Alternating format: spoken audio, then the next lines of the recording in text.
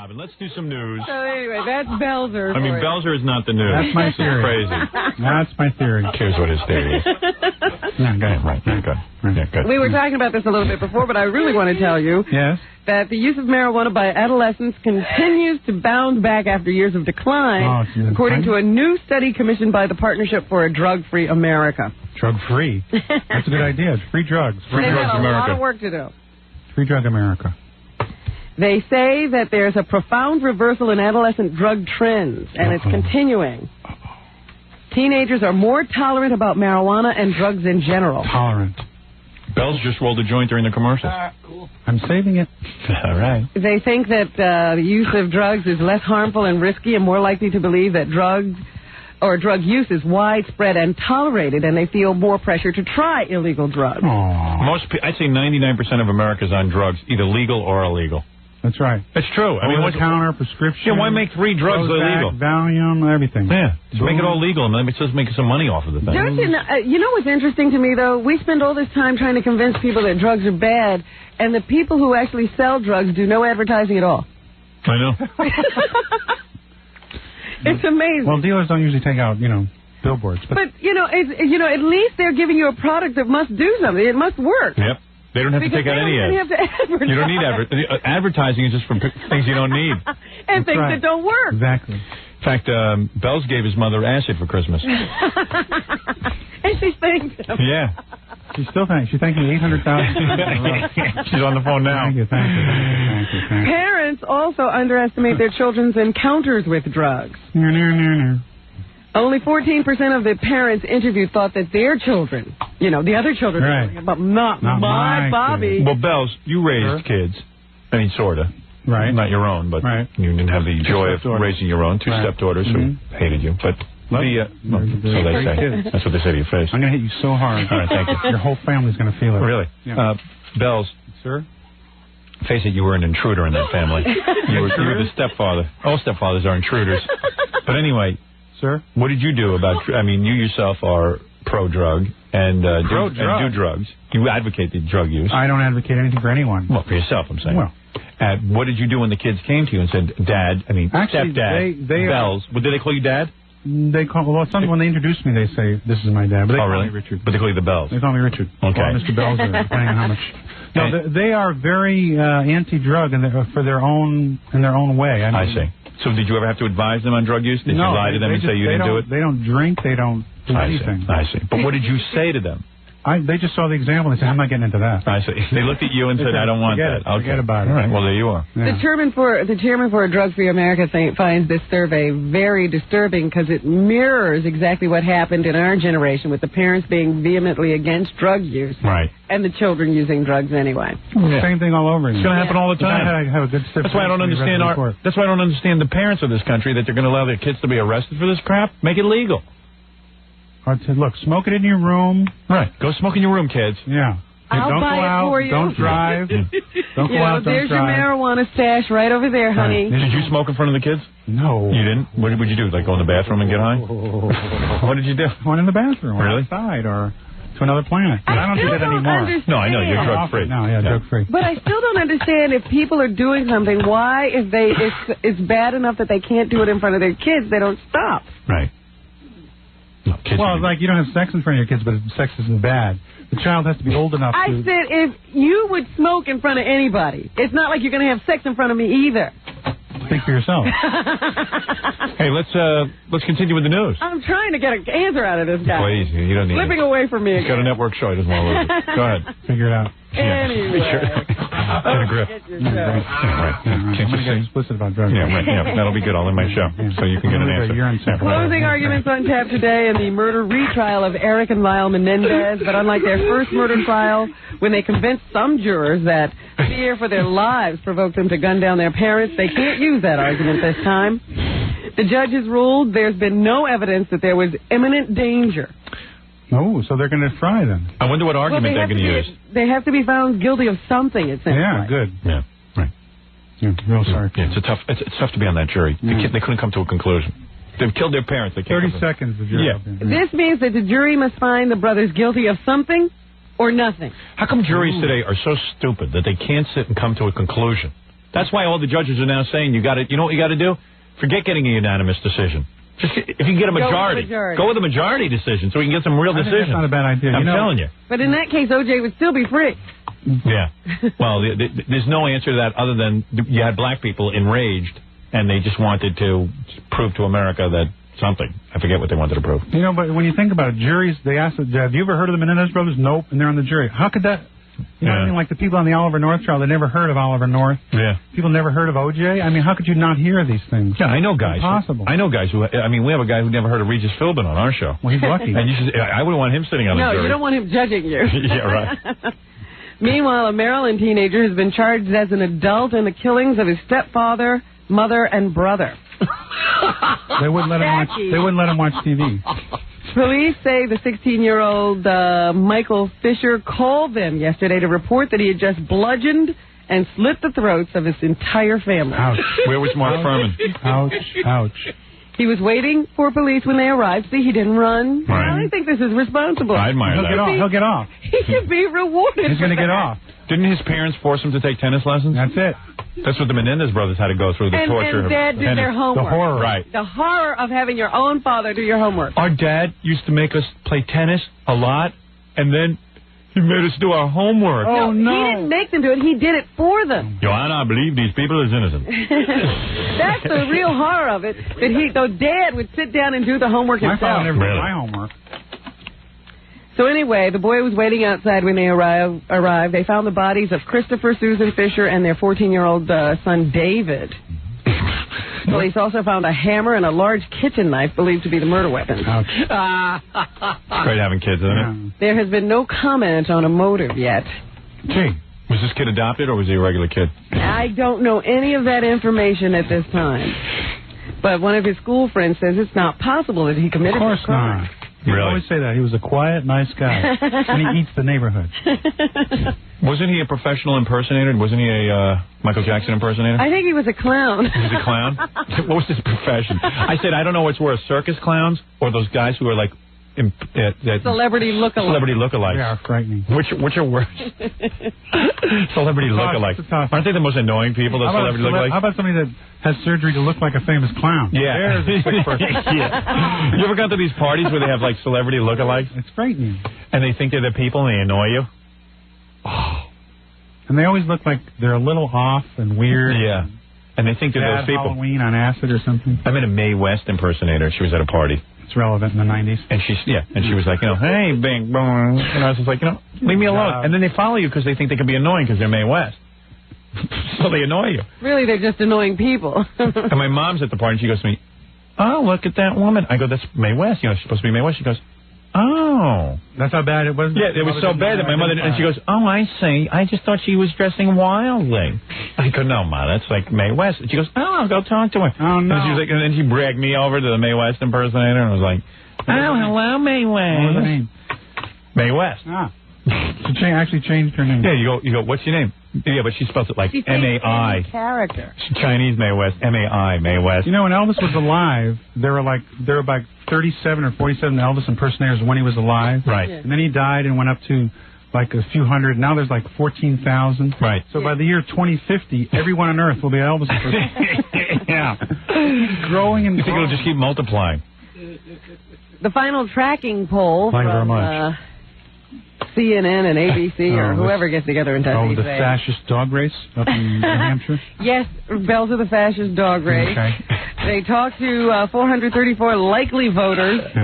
They're likely to vote. Why do we go to New Hampshire every 4 years and grovel at the feet of these white people that don't care about the rest of the country? They think they hold the key to the world. They're a bunch of hillbillies. How is it that we let New Hampshire? Yeah. 12 people vote and we're morons. not. Yeah, but how do you feel about Bob Dole saying, if I lose in New Hampshire, I guess that's it? Really? They get to choose. That's amazing. They get to choose. That is amazing. And quite frankly, Bob Dole's looking like a breath of fresh air compared to some of those guys. Well, when you hear what they have to say. Yeah, Pat Buchanan's really frightening. So anyway, the latest poll for Buchanan. What? The latest poll shows that Buchanan and Dole are running neck and neck. Can you imagine? But that Buchanan's support is firming up better than Dole. Firming up. But you see, that means nothing. New Hampshire's so wacky. 2 weeks ago, Steve Forbes was the runaway winner. Right, and now he's a distant fourth. How do you change your entire political beliefs in 2 weeks? Ask President Clinton.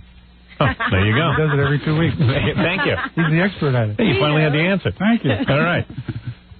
Well, they did have there's one little community in New Hampshire that does its voting right after midnight so that they can be the first. Is that the same community that prays to Punxsutawney Phil? Yeah, right. And they have already released their result. Here is the... who cares? Here are 17 people for Dole. 16. Like, let her talk. What is it? Dixville? Dixville. Dig it. And that's where I'm going to retire. There must be about 15 people in the whole town. Here are the results. Dixville. I'm going to retire to Dixville one day, Robin. Don't make fun of it. I don't know if you can get in. Oh, I think I could be the mayor. Anything called Dixville. Who spends more time talking about dicks? At Buchanan, 2 votes. Ah! Oh, my God. And people react. 2 votes.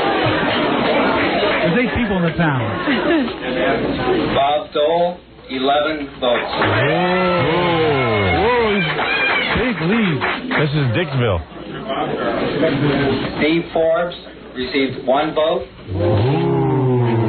I am sorry. Rabbi Schneerson, 3 votes. Richard Lugar received 1 vote. Richard Lewis? Richard Lewis.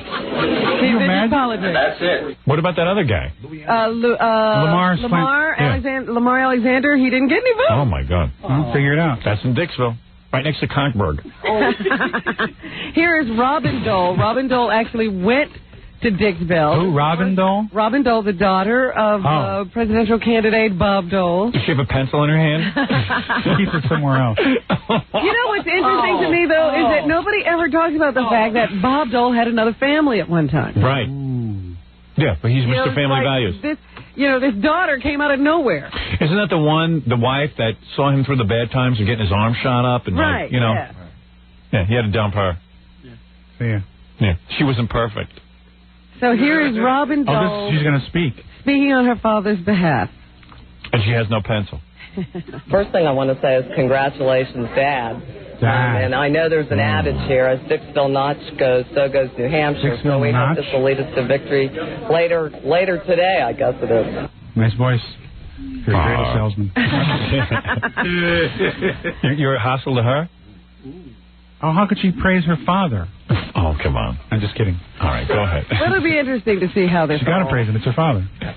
Pans out as the day goes on. Do you really think Buchanan could win the New Hampshire primary? Hitler Jr. praised his father. Yeah, right. You know what I'm saying? Hitler Jr. I like that the Republicans are just tearing each other apart. It's great. They're destroying their own party.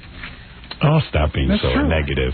No, okay. They're lovely men, and they're for their own good. They don't want to put a dime in their own pocket, and they're for the underprivileged. Okay. Well, I was hearing about this Lamar Alexander over the weekend. It sounds like he became quite wealthy after he became governor of Tennessee. He made about $2 million. He put $1 down to buy a newspaper and then sold it for $628,000. I wonder how he did that. You think Hillary Clinton's shady? He put up about $20,000 and made $2 million. Yeah. Or something like that. He's a millionaire now. He wasn't, he didn't have any money when he went into office. He was an officer of the Morgan Guarantee in Arkansas. I'd like to. Isn't that one of those failed savings bonds? Yeah, that's the one that... Oh, No, I'm just kidding. That's the one in Arkansas that the Clintons are involved in. Okay, what is this, Meet the Press? No. Beat the Press. Oh, he's just rattling. I don't even know what he's talking about. I read more than one newspaper. Yeah, great. Here we go again. You read the Inquirer. Just tell us what the answer is. I can't remember the name of every bank. What's the question? Tommy Morrison. What paper do you read? What time are you going to get here? Yeah. What do you read, the Washington Post? I read the New York Times. Yeah, so tell me. The New York Post. So what good does that do you? Can you tell me if Gene Kelly's widow is dating yet? That hurt. No, because you don't read the right paper. I'm singing in the rain. Tommy Morrison, the boxer who announced that he was HIV positive. He got 3 votes in New Hampshire. Last week. Yeah, he's been very popular. Wait, don't do the Tommy Morrison yet, Robin. We got to take a break. Darn. Oh, that's a teaser. I was on a roll. Yeah, I know. We got to suspend that roll. Richard Belzer TV special, The Future of Crime Fighting on NBC Wednesdays at 8 p.m. Please tune in. Thank you. Also, Homicide. Fridays at 10. Right. NBC. Is it still called Homicide, Life on the Street? Homicide, Life on the Street. Is that called Homicide? In some towns it is. All right, we'll be back right after these words. You're listening to The Howard Stern Show. 97.1 The Eagle. Let's return to The Howard Stern Show. Bell's putting the fear of God into me about my movie. What is he saying? He's giving me a lecture. He's worried about my health. He feels that... You're working too hard. Well, it's going to be. He's saying my schedule will be oppressive. Well, instead of just telling him scary things, how do you fix it? Well, he just told me how. He just told me how. And I think you should take one day off a week, like Sunday or something. Don't work on a Sunday. You can't work 7 days a week. Yeah, but that's the only way we're going to get it done. Sunday's a good day for me to work. But he's saying that, you know that guy who died of a heart attack? No, he was sick before. That's the guy from the Postman? Yeah, from the Postman, that Italian guy. But Bells is saying that guy only shot... oh, my God, my heart. That guy only shot 2 hours a day. An hour a day is what the director said he had with him. Yeah. So Bells is saying, hey, why can't you just do like 6 or 5 hours a day? And then I said, because then the picture won't come out for another 12 years. I'm no pussy like that Italian guy. Tell Betty Thomas to call me. Really? Can she consult with you? Schedule. All right. How to schedule you. All right, I'll have Betty give you a call. For your health. I'm sure they'll end the movie. She knows me. She does? Yeah. She says she doesn't like you. She's a talent. She is a talent. Good choice as a director. Yes. Nice cans, too. Cans? Oh, yeah. What does that mean? Oh, you never heard that expression. You're not a man. Can is a butt. Oh, no, it isn't. Cans are breasts? Yes. Oh, sorry, Mr. Showbiz. Melons. Yeah. Melons went out a couple of years ago. Now, with Box, you ancient. Belzer has an interview to do with Al Roker, so he has to leave now. Where do they do it? Retiring? Where do they do it? I better go. Oftentimes, he either does it at some studio or he rents a hotel room, depending on which show he's shooting for. And Belzer, do me a favor. He's not in Jersey, is he? No. Oh, he isn't? Maybe he's over in... No, I think he tapes over at CNBC. Oh. In Jersey. They tape right here? No, they tape here. Oh, they do? Good. Yeah. Good. All right, it was great to see you. You ever smell Al Roker's breath? It smells like everything. Like he's just eating everything. Have you ever... I'll make it a point to do it on camera when I get over there. Do me a favor, don't shake my hand goodbye either, because you've had the sniffles and stuff, and I don't want to catch a cold. I respect that. Okay. We'll give you the other hand like Dole. No, don't give me the other hand like Dole. Did you see that he always just shakes hands at, like, everyone's got to go lefty? I mean, Yeah, he does it with the other hand. You can't make fun of that. Did they fix that? You can't make fun of that. Oh. Yeah, great. Anyway. Good. He has bad arms, so we should elect him. Yeah, great. Well, he keeps talking about he should be elected because he got wounded in World War II. Mm-hmm. Well, a lot of guys wounded. I hurt my knee playing basketball. Should I be a senator? Senator Belzer. Yeah, right. All right, I have to go. All right, Belzer, we'll all watch your special. Soon. Richard Belzer TV special. When do you start shooting? I'm going to come and visit you on the set. Oh, I'm doing it at Who invited you? Am I doing it? He's going to come visit me on the set. That's what I need. What you should say is, yes, keep Belzer off the set. Yeah. Please, cameo? Please come. Cameo? Cameo? Yeah. A walk-on? Come on. We'll talk about it. If you're right. Walk-on. Do you mind auditioning? Maybe you can be an extra. We're doing a lot of crowd scenes. Let's put him in a scene where it's like one of the guys is sitting and eating at a table. Anything you'll do. Yeah, I just want to be part of your great world. It's going to be wonderful. Thank you, my friend. You can play Morty from Letterman. You figure it out. The thin Morty. The thin Morty. Great to see Bells, I'd like to shake your hand, but I can't. I understand. I'm germophobic. I love you very much. Great to see you, my friend. I love your wife and daughter. Good luck with Homicide. Thank you. And Wednesday, 8 o'clock. Wednesday, 8 o'clock. Future Crime Fighting. Right. See you guys. But Homicide's on at Fridays at 10. NBC. Take care, Rob. All right. Take care.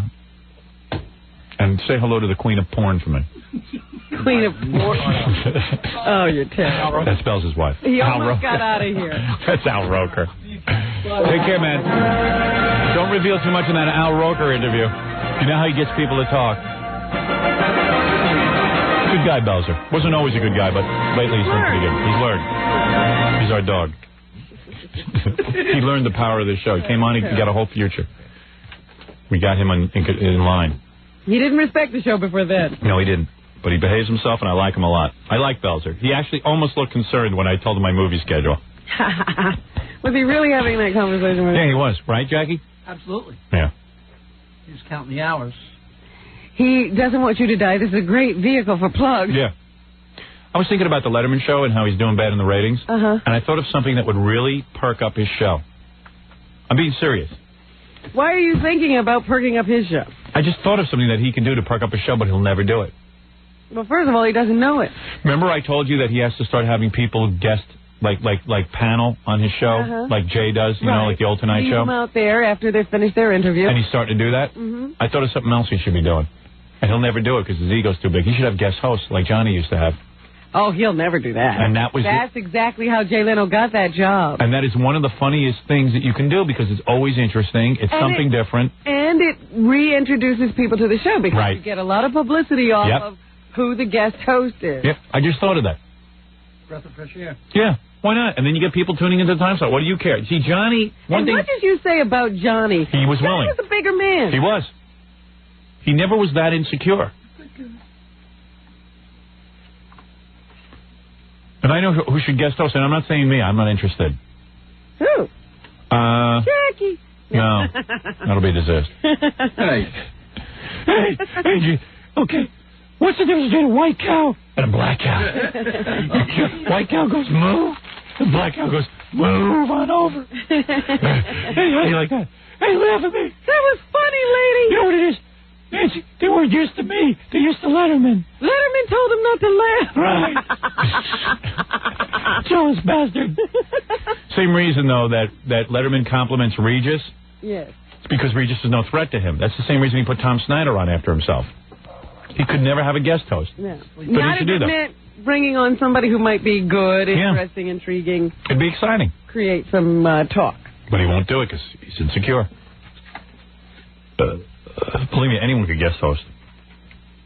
He's afraid that someone would do it better, but that would be interesting. I would tune in to see somebody. That was the great thing about Joan Rivers getting the permanent guest host slot. Right. For Johnny Carson. It was like, wow, Joan's really great. And she kept the interest in the time slot. Mm-hmm. Who cares how you get it done? But you also thought well of Johnny. Yeah. As a result. Yep. Guest host. Dave's on vacation. Bring in, Paula Poundstone. Paula Poundstone. Well, he'd get really bad guest host. That's the problem.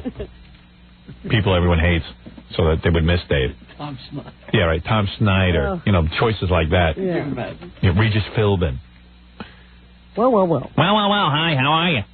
Thrilled to be here, hosting for Dave. Welcome to the Late Show. Welcome to the Late Show. But there's like a lot of cool people you'd want to see, some comics and things, Sure. Let them sit in. But you will never do it. You're just fantasizing. Hey, I'm just trying to help the old boy out. What? It'd be an interesting experiment. Thank you. I have a lot of good ideas, but I forget them. What else is in the news, Robin? Oh, I was going to talk about Tommy Morrison, the guy who announced that he had AIDS last week. Well, he's still talking to the press. I mean, this was a good career move for him because he's never gotten so much publicity. Now everybody knows who he is. He's a great boxer. No, he was never a great boxer. He's a great HIV guy. But boy, do we know him now. And he's still being asked questions about what it's like, to be dealing with the fact that you've got this dread disease and to have everybody know it all at the same time.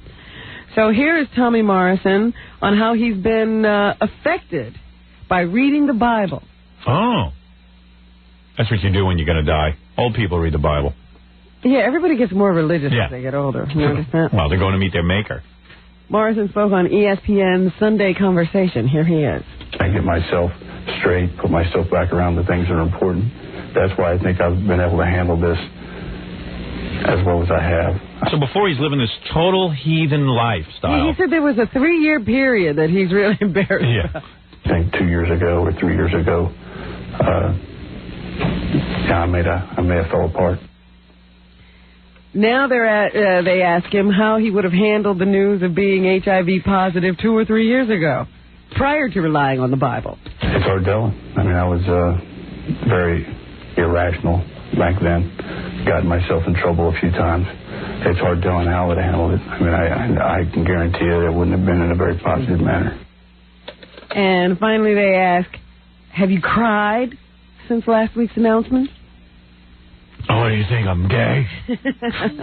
No, not yet. It's coming.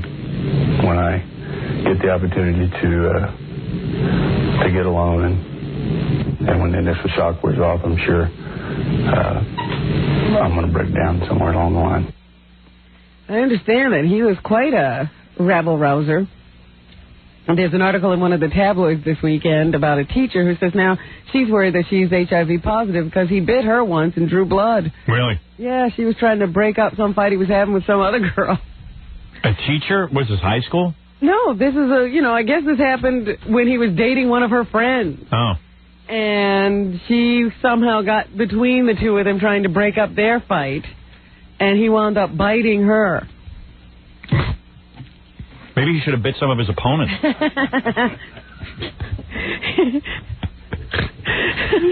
Sounds like he was better at fighting girls. Yeah. They should have had him fighting girls professionally. Biting them and stuff. Oh, goodness. So anyway, there's Tommy Morrison. Somebody explain to me what is going on with Warren Moon. Do you know anything about this? I'm pretty sketchy. His wife...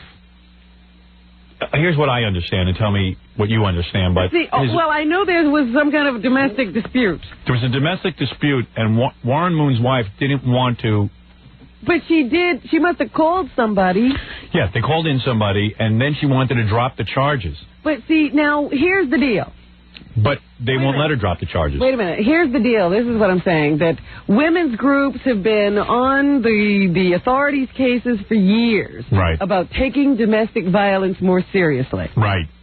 And so at first it was, all right, the cops always have to arrest a guy. You know, like if there's been a punch thrown, the guy has to go. Or whoever threw the punch has to go into the police station. And that means charges are filed, et cetera, et cetera, et cetera. And now, because of more pressure, they're saying these guys ought to be prosecuted. You arrest them, they got to be prosecuted. And so now they're requiring wives to testify, even if it's against their will. Right. And all the wives are screaming, and the husbands are screaming, and everybody else is screaming that this is wrong. It's not wrong. Because, we know it's not wrong. So anyway, I understand that Warren Moon is now on trial for domestic violence. And he could face up to a year in jail or something if he's convicted. And the wife is carrying on and screaming because they made her testify against her husband, et cetera. Well, she was the one who made the call. Right. If it wasn't that serious, don't call the police. Just stay home and take your beating and don't call anyone. Instead of, instead of like sitting here. She didn't make the call. Who did? One of her children. Oh, it was one of her children. Oh, they were so concerned they made a call. All right, so she was staying home and taking her beating. All right, well then she's right. Oh, I say beat the kid. What's the kid using the phone for? Because I was like, well, if they made the call, what are they complaining about now that they have to testify? That shut you up. Yeah, well, that's why I said, do you know anything about it? Fred can't let us tell the whole story before he I wasn't sure. He likes to save the day. He likes to save the day. Yeah, he's the hero. There you go. He's now my hero. That's my hero, Fred. I say lock up the kid, lock up the parents, lock up everyone. Lock up the whole neighborhood and Fred. Let's take a break. We'll come back and finish up the news right after this. You're listening to The Howard Stern Show, 97.1 The Eagle. Let's return to The Howard Stern Show.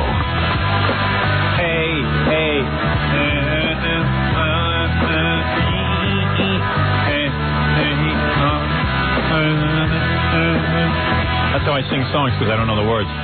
That's how you have to sing them. I just make meep, meep, mop. I got to learn the words to that song. And there's something about feeling stoned. I don't know what this is. What? Feeling stoned. hey, like feeling stoned. What else is in the news? I see in the paper today that, you're talking about the things that could spark David Letterman's ratings. The only thing he's figured out so far is that you have to do the show in other places. Yeah. So they already announced that they're going somewhere soon. They did the show in London once, and then they've done Las Vegas, and they've done Los Angeles. So now they're saying that maybe San Francisco will get a week-long visit from Dave. You mean San Francisco? Oh. Also under consideration are Chicago and New Orleans. Yes. The Jay Leno show has already announced plans to broadcast from New York for a week in May. So that's what the guys are doing. They just jump around the country doing the show in other places. What about Zimbabwe? Why not? That's where I'm thinking of doing the show from. That's what those morning shows do. They go to weird places. And the whole audience will be black. Like guys with bones in their nose. No, you got to still have the Letterman audience. Letterman doesn't want to play to black people? People who don't understand his jokes. So I guess he's going to have to ship in an audience, too.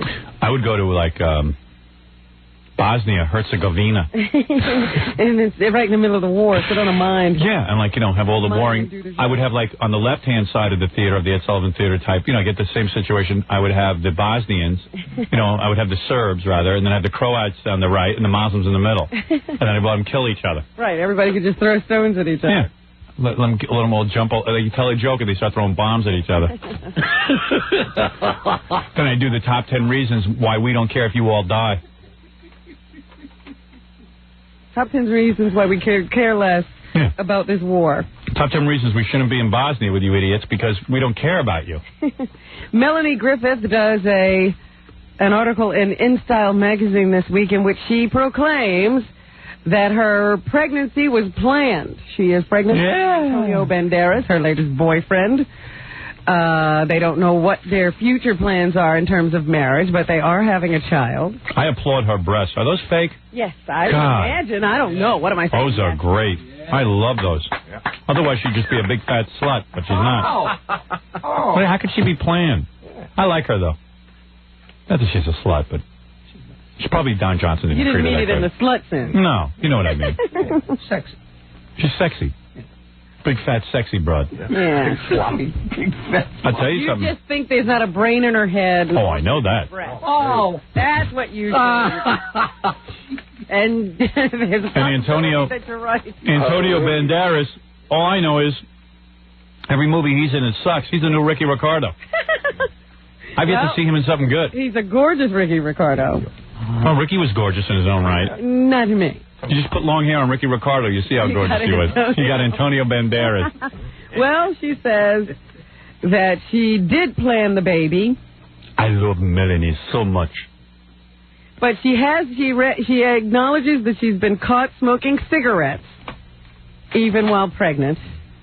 Oh, darling, our baby will not be healthy. But she is relieved that she feels no desire to drink or do coke. I said, boy, what a great mother. Honey, I'm so proud of you. You did not do coke while you were pregnant. I see people drinking wine when I'm out at dinner, and I think, oh, one glass.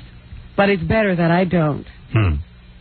So she sounds perfectly fine and should be having children. Sounds like Jackie's daily struggle. Yeah, she smokes weed. She's smoking during the whole show. I didn't smoke any joints. Boy, I wish Melanie could be my mother with that kind of an attitude. Meanwhile, they had some kind of awards show in Britain this weekend, and Michael Jackson was a big winner. Here is Michael Jackson's acceptance speech. Thank you, I love you. Oh, no, all of a sudden Michael can talk. Yeah, I know. When he was real famous, he couldn't talk, but now... When everything was going his way. Yeah. He was like, thank you. I want to thank the trees. I love you. I love you. Thank you. Thank you. I like when he could talk now, but he just keeps going, thank you, and like he's being interrupted by applause. Yeah. He wants to be overwhelmed by the audience. Like they won't let him speak. Yeah, That's right. why he's not speaking. That's what's going on now. If he just started speaking, they'd all shut up. First awards, and I'm humbled by this award. It is especially important coming from my wonderful family in the United Kingdom.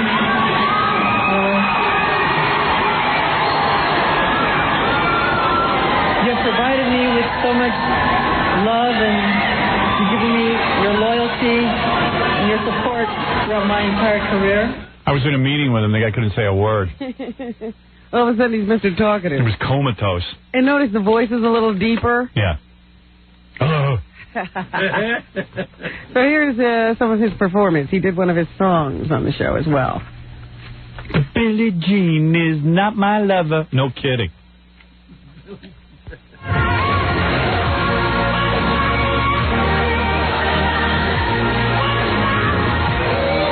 Is it my imagination, or are his songs where you can't hear him? Yeah, they're like all these anthems with a big choir. Yeah, and you can't really hear him.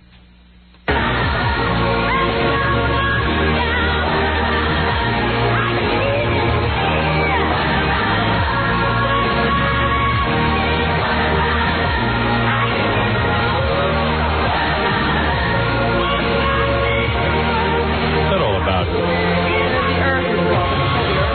What? The Earth Song. I'm saying, like, why is he so low in the mix?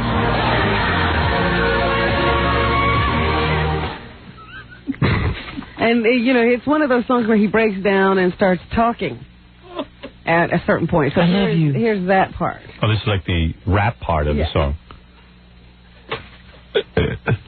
Usually he gets like real black guys to do the rapping. No, this time he speaks himself. Or maybe somebody else did it on the record. He's doing it here. 300 children died. Children. From hunger.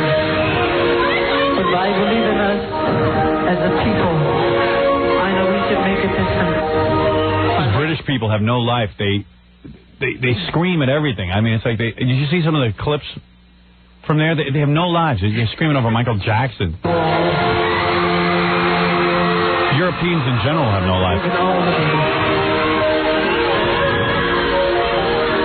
I love you. It's easy to conquer Europe. I know, like, guys who, bands are not famous in America anymore, but you just go over and, like the guy David Hasselhoff. He's famous in Europe. He's got a huge career there. That's because, and Europeans, they love anybody from here because they're so damn lazy. You know why we got all the good movies? They can't even make a good movie over there. When's the last time you saw a good movie made in Europe? Never. Oh, stop. There isn't one. That's not true. They make the worst. When do you remember a Polish film festival? It's just that these people are, they're lazy. There may not be movies you would like. Huh? I don't know. The Chinese are making some great films now. I'm sure. They better not drop the Szechuan business. But it's really wild. I mean, anybody can be famous in Europe. Jackie is huge in Holland. He goes over there and treat him like God. Oh, dear, you're too funny sometimes. Let me go on. We just finished the Chinese New Year. It's the Year of the Rat. Yeah, I like the Year of the Rat. Chinese. That's because... Never mind. Their astrological cycle goes on a 12-year cycle as opposed to the 12-month cycle we observe. So this is the Year of the Rat. Next year, the gerbil. And I heard that somebody, I guess they thought it was a Chinese New Year prank on some airline. The plane took off and somebody released a rat on the plane. So they, changed its route and brought it down and then put all the passengers on another plane because nobody wanted to fly for several hours with a rat loose on the plane.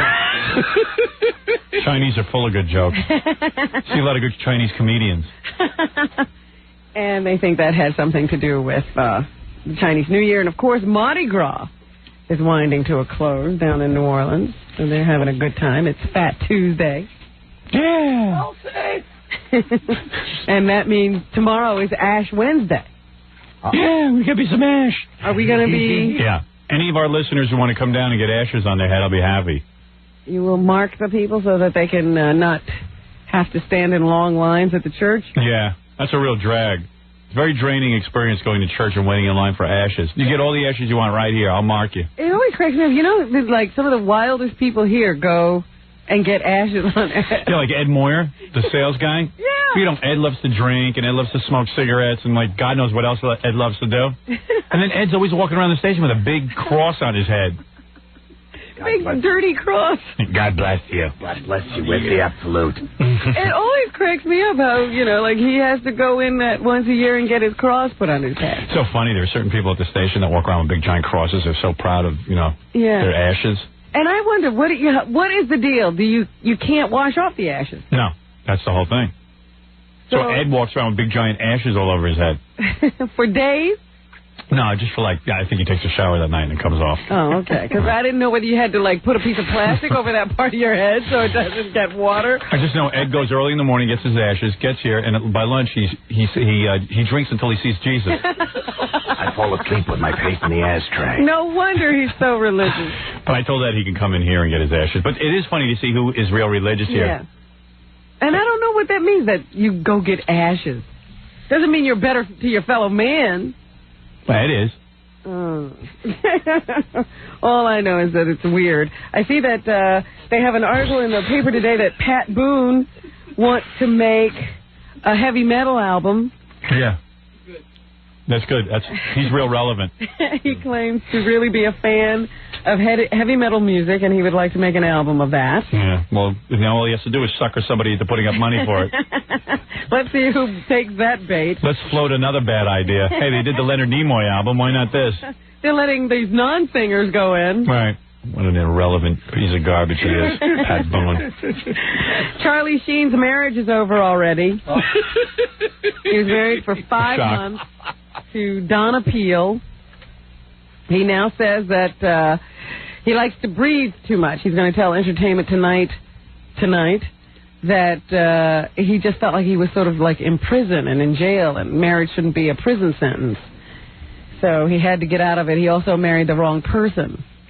So well, who is the right person for him? I don't know. Let him come back in the next life as a ugly guy. He would die for that woman he was married to. His problem is he gets too much. Women just spread their legs for him for no apparent reason. And the smorgasbord was still out there, is what I'm saying. He didn't want to.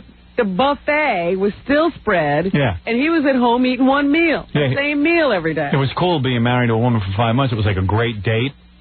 But let's get back to the smorgasbord. That's life. So that marriage is over, and I guess that's it for me today. Well, you've ended on a very negative note. Everyone go see Richard Belzer's TV special, The Future of Crime Fighting, on NBC Wednesday at 8 p.m. Our good friend the Belz is also on Homicide on Friday nights at 10 o'clock. Jackie Penthouse, Joke Page Marlowe, get the wild 2-hour video of your funny game, Stump the Joke Man. Only $15 plus $4 shipping and handling. Jokeland special, buy 2, get 1 free. Call 1-800-323-KING.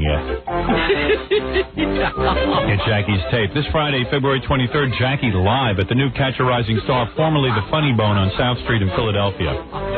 And for Jokeland's web address and Sergeant Pecker information, call 516-9221. Join Fred Norris, King Norris, Unplugged at Detour this Saturday on... I got a sneeze coming. Hold on. Okay, it's passed. Dan Foreman went to see Fred Friday night. Oh, yeah? We should get a review. And what did he say? He said Fred was up there rapping about something. He wrote some real angry song about his wife stripping in that play. Really? Made that up. Because everybody's still asking me how Fred feels. I know a lot of guys are. I mean, guys not just being macho, but they're really upset for Fred. Yeah. A lot of people are. Because you know what everyone says? Like Dan even said, Fred didn't bargain for this. No. No one did. And it's not acting. Right. Because I even said to Fred, be a little tolerant, because, she wants to get something on her resume, but she's done it already. She's got it on her resume. Yeah. It's enough being naked in a play. Yeah. I hate to bring up this discussion again, because Fred and I will only get into a fight. No, go ahead. I think he's open to some criticism. Go ahead. Criticism from someone who knows nothing, but go ahead. No, sitting and mulling this over in my mind, I said, the thing that gets me is the 2.5 to 3 minute makeout session to the 7-second makeout session. Right. So what is this? Then I think back, okay, how did she get the job? She got the job because she just went to Stuttering John and said, I want to be in that show. And they said, she's associated with the Howard Stern show, so we'll put her in. Right. And this is her attempt to really impress them, since she knows she didn't get the job on her own. She's really trying to impress them, so it means sexually making out with a guy for 3 minutes at a time. Yeah, it's bizarre. She would really do it, and she's really into it. She'd really do anything for this job. Fred's making a very bizarre face that I've never seen, except for one other time. That's one of the most bizarre theories I've ever heard. Well, what do you mean? Well, how else do you explain the 7-minute makeout session? My wife is doing that to impress them? Yeah. Yes, that's how she got this new part. It's like... Well, what is she doing it for, then? She's doing it because that's what the part required. But it didn't. It's now it's a 2-second kiss. It got cut back. Well, according to my wife, so why do you think it got added? To impress the... Now, I don't know what it was before she did it, see. I don't know how long people were kissing before she did it. All I'm saying is... It may have been two... I don't see why you think that's bizarre, what she said. I just think she's stretching it a little. I just don't think you like Robin commenting on this situation. No, she's stretching. Want to know something? I think the solution, Howard. What? The solution is to find the nun that played the nun, the woman that played the nun before Allison. There you go. And find out the length of that kiss. Which is but you know what? That to me is more valid. You probably need to just see that taped. Everyone exaggerates what they do anyway. But what you're saying is not a horrible thing. It's not far-fetched. She got the job not because of her acting. Right. So now she has to impress with her performance.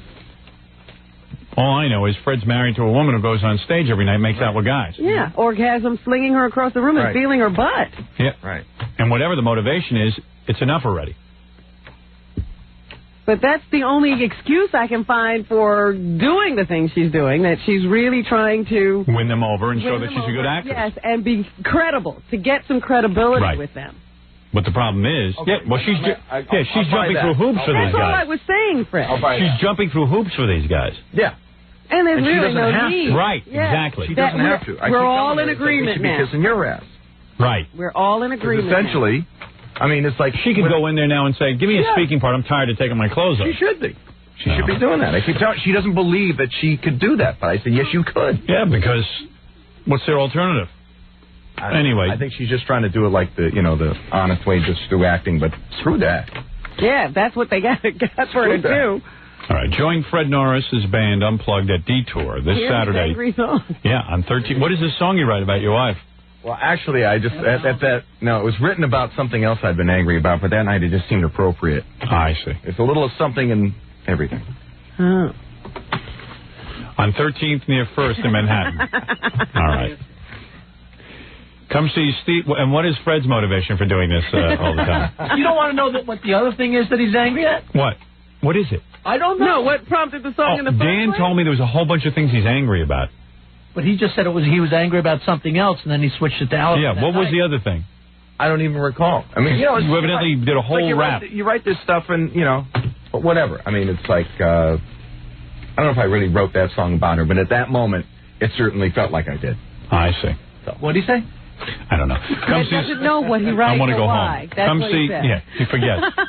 Could I tell a joke about a cow and a black cow? Maybe that'll get me a... Come see Steve the Gorilla Gorillo this Saturday night hosting a beauty contest at Hollywood's in West Orange, New Jersey. Contest starts at 10 p.m. For more information and direction, call 201-672-8777. Thank you very much. If you're planning a wedding or a party and you need a DJ, call Scott the Engineers Rocket Entertainment at 718-BAG-5040. And we'll see you tomorrow.